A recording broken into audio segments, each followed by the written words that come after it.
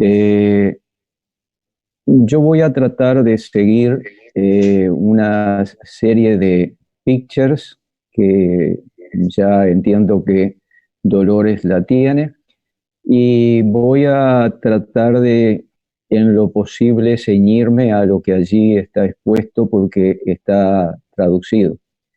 Eh, Good evening, Dolores. Once again, sorry, but I will speak just in Spanish, but following the pictures that it was previously translated. And then, but if you have any question, I will uh, talk with you in English to explain more about. But I try to follow what is translated just in the picture. From now on, I will talk in Spanish. Bueno, voy a tratar de seguir, le decía a Dolores, lo que está en la presentación, que a partir de ahora voy a tratar de compartir con todos ustedes. Te pregunto, Patricia, si se está viendo correctamente lo Sí, que estoy perfecto. proyectando y Sí. no sé si Lucía va a estar traduciéndole a Dolores lo que yo vaya a decir, pero voy a ir despacio y sin interrupción, si les parece. Bien, perfecto. Ya. Bueno, el tema que yo voy a desarrollar está muy próximo a un vocablo de todos lo que ha dicho Dolores. Para enganchar con lo que expresó Dolores y también con lo que expresó Julio antes, yo les pido que recuerden la palabra lockdown, perdón, lockdown. Ese lockdown es lo que ha ocurrido en distintos grados a partir de este año 2020 en las economías alrededor del mundo. Entonces tenemos que comenzar por plantearnos estas dos preguntas introductorias desde el punto de vista de la perspectiva económica. ¿Es el COVID-19 un cisne negro realmente desde el punto de vista económico? ¿O es más bien un acelerador de las tendencias ya en desarrollo previamente a la aparición de la pandemia? Todo lo que yo voy a decir de aquí en adelante va a tratar de abonar sobre estos dos posibles alternativas de apreciación de ese eventual cisne negro o acelerador de tendencias. Lo que hemos visto en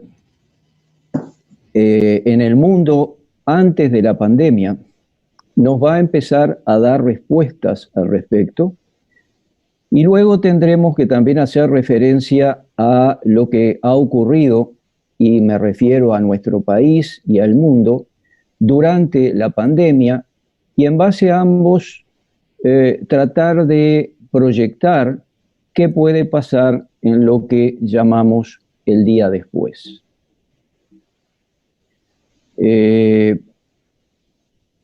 Voy a tratar de avanzar, si me deja, pero no me está dejando avanzar la presentación. No sé qué ocurre. Ahí está.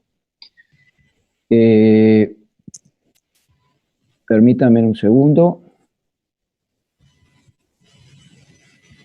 Aquí va a estar mejor. En el mundo, antes de que apareciera o que fuera visible la pandemia, ya había una serie de, llamémosle, fuerzas de cambio que estaban actuando y que solamente necesitaban una acumulación de mayor potencia, y esa mayor potencia fue este cisne negro sanitario, geopolítico, social o económico. ¿Cuáles eran esas tendencias que estaban esperando ser aceleradas para pronunciarse? Bueno, ya teníamos tasas de interés internacionales manipuladas, no voy a entrar en detalles, pero muchos economistas a lo largo de la historia nos han enseñado que manipular las tasas de interés realmente es una de las peores metodologías, porque tarde o temprano se paga la factura. Teníamos divisas sin otro respaldo que la confianza de las potencias emisoras, y teníamos ya una monetización exacerbada a partir de la crisis, sobre todo del 2008. Todo esto conducía a la primer gran tendencia global, que era un endeudamiento crítico, no solo de los países, sino también del sector privado.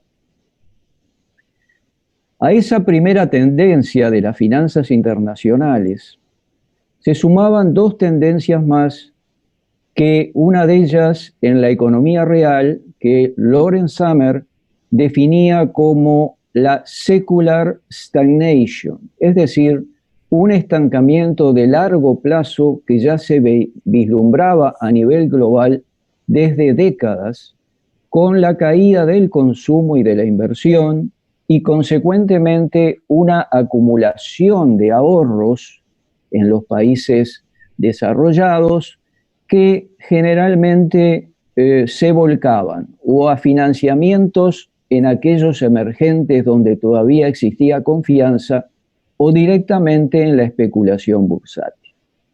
Ni la primera ni la segunda tienen nada que ver con la pandemia. Ya existían antes de la pandemia, existen durante la pandemia y van a existir después de la pandemia. La tercera, que es la de más largo efecto o impacto, es la llamada cuarta revolución industrial. Y aquí sí que tenemos un gran problema, pensando en qué va a ocurrir el día después. Esta cuarta revolución industrial lo que significa es un fuerte cambio tecnológico, no solo en la producción, sino también en la comercialización y los servicios, robotización y, lo más impactante, el desplazamiento de los recursos humanos no calificados. En Uruguay, mientras tanto, siempre antes de la pandemia, no había llegado la pandemia a Uruguay. Por suerte, las cosas malas también llegan tarde a Uruguay. Aquí en Uruguay teníamos ya antes de la pandemia un estancamiento económico que conocido ya hoy por hoy lo que ocurrió en la economía en el primer trimestre de este año 2020 lleva a considerar que estamos en recesión, porque ya había sido una disminución de la economía en el último trimestre del año 2019 y ahora se suma el primer trimestre del año 2020, y acá no tiene nada que ver la pandemia. Es la economía de Uruguay antes de la pandemia. Un déficit fiscal del 5 y creciendo, un endeudamiento del 65 y creciendo, un desempleo del 10,5 antes de la pandemia, caída del consumo y la inversión para no ser distintos al resto del mundo, atraso cambiario y pérdida de competitividad. Todo esto es antes de la pandemia, así que no le echemos la culpa a la pandemia de todo esto, porque la pandemia todavía no había llegado al Uruguay. En tiempos de pandemia, las estrategias de los gobiernos podemos sistematizarla o sintetizarla a lo largo del mundo en estas tres alternativas: cuarentena obligatoria, cuarentena parcial o sin cuarentena. Esto repercute en la economía y los gobiernos deciden o paralizan la actividad económica o paralizan sectores de riesgo epidemiológico de la economía o evitan afectar la economía y entonces no paralizan nada. Cada una de estas estrategias tiene lo favorable y también los costos correspondientes. En Uruguay, concretamente, esto es lo que se hizo. Priorización de la salud y del enfoque científico, cuarentena parcial y voluntaria, paralización de sectores de mayor riesgo epidemiológico, para, si lo puede entender Dolores o quienes están fuera de Uruguay, en Uruguay el agro no se paralizó, sí se paralizó el comercio en buena parte, no, por ejemplo, no las tiendas de comestibles, pero sí se cerraron los shopping, etcétera, etcétera. Y bueno, ayudas económicas focalizadas, redes de seguridad social, apoyo tributario, una cantidad de medidas para ir, como dijo la ministra de Economía, que no se paralice la cadena de pagos. Y lo que más nos interesa, y porque el tiempo es tirano y quiero en lo posible cumplir, lo que más nos interesa es el día después, es decir, the day after. Definitivamente, si lo miramos desde el punto de vista del mundo, lo que vamos a tener es una etapa inmediata de deflación por reducción de la demanda, es decir, los países todos van a ser más pobres y en consecuencia van a tener menor capacidad de compra, y si hay menor capacidad en la demanda, necesariamente enseña a la economía que los precios deben caer. Después de ello, va a aparecer el efecto de esta sobreabundancia monetaria en que ha caído el mundo, ya venía del 2008, ahora vamos a tener mucho más moneda circulante y eso va a traer aparejado un proceso inflacionario seguramente en el mediano plazo. Y todo esto sumado nos va a traer un mayor endeudamiento y un mayor proteccionismo comercial. Si todo esto ocurre, aquello que está más en la prensa, que es el distanciamiento entre Estados Unidos y China, se va a generalizar y todo el mundo va a ir de alguna forma evolucionando hacia una autarquía. Eso es lo que por lo menos uno ve como escenario mundial. En ese mundo, entonces, ¿quiénes serán los que van a poder no ser ganadores y perdedores, sino perdedores son todos? Pero ¿quiénes son los que van a poder salir más rápidamente? Bueno, aquellos que tengan finanzas públicas más o menos saneadas, aquellos que tengan el menor endeudamiento posible, sabemos que va a crecer, y por una y por otra cosa serán aquellos que tengan mayor acceso a los mercados financieros internacionales. Hablaba el expositor anterior del grado inversor, interesante lo que él propone, pero hoy por hoy el único grado inversor que vale en el mundo es el que manejan las agencias calificadoras, y esas agencias calificadoras están contemplando los intereses no de los países, de las pandemias y de todo lo demás, sino de los inversores. Ellos representan a los inversores y le van a seguir dando un solo indicador. Le van a decir, tal país te devuelve o tal país no te devuelve. Si no te devuelve, te saco el grado inversor. Si te devuelve, te quedás con el grado inversor. Entonces, los que tengamos grado inversor, que por suerte todavía lo tenemos, vamos a poder acceder a ese ahorro excedente que está en el mundo y que hoy por hoy, por falta de otros lugares seguros, flight to quality, que se llaman, vuelan hacia los países nuevamente como Estados Unidos y las bolsas y demás. Bueno, el acceso a los mercados financieros, si somos juiciosos y hacemos las cosas bien, Uruguay tiene buena chance de seguir teniendo ese acceso.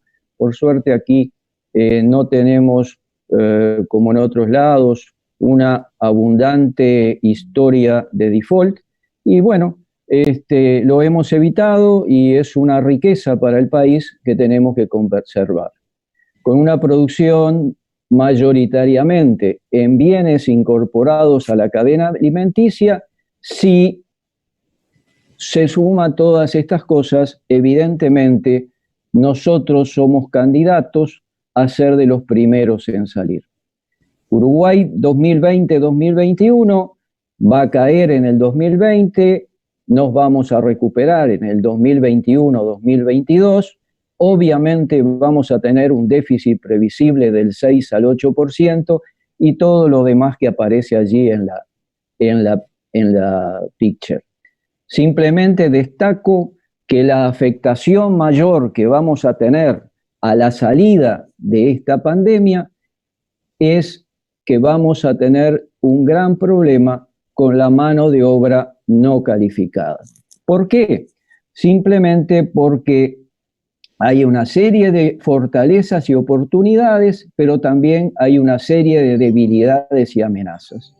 Las fortalezas, sin duda, para un país que necesita de ese ahorro excedentario que está en el mundo, lo podremos tomar a tasas muy bajas, tasas internacionales cercanas a cero.